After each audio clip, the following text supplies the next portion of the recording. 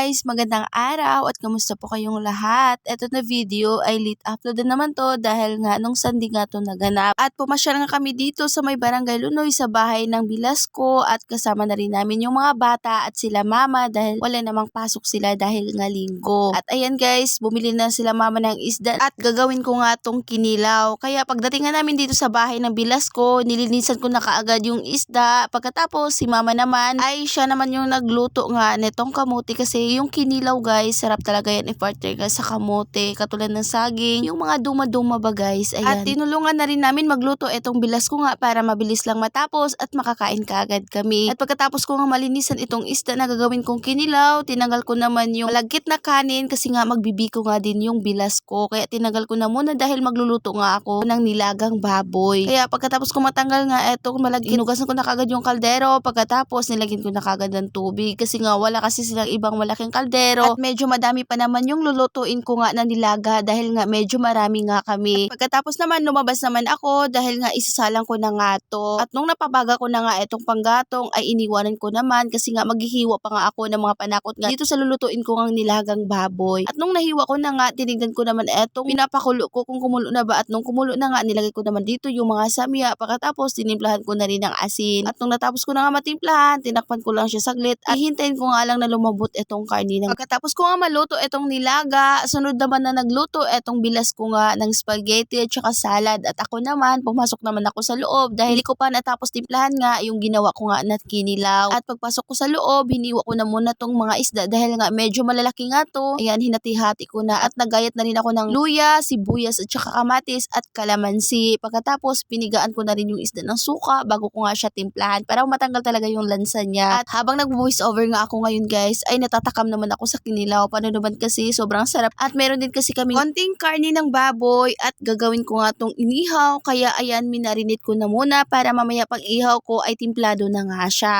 At pagkatapos, nagpabili na rin ako sa bayaw ko ng etong seaweed or gusto kong tawagin sa amin. Ayan, kasi masarap din kasi itong gawing kinilaw guys. At pagkatapos ko naman matimplahan etong ginawa kong kinilaw ay lumabas naman ako sa bahay para nga magpapabaga naman ako ng uling na paglulutuan ko nga dito sa inihaw. At ayan na nga guys, sobrang tirik na tirik pa naman yung araw at ayan na nga, bumaga na nga etong ginawa ko at nilagay ko na nga dito etong iihawin ko nga. Habang binabantayan nga namin yung inihaw namin ay kumain naman kami ng kinilaw at saka yung kamote. Kaya hindi na talaga ako nakakain ng kanin dyan dahil nga busog na talaga ako sa kamote nga. At pagkatapos naman namin nagluto, ayan, konting inuman lang ng saglit dahil nga hindi kami pwede mag-inom ng marami dahil uwi pa nga kami sa Ormo. At yan lang muna for today's video.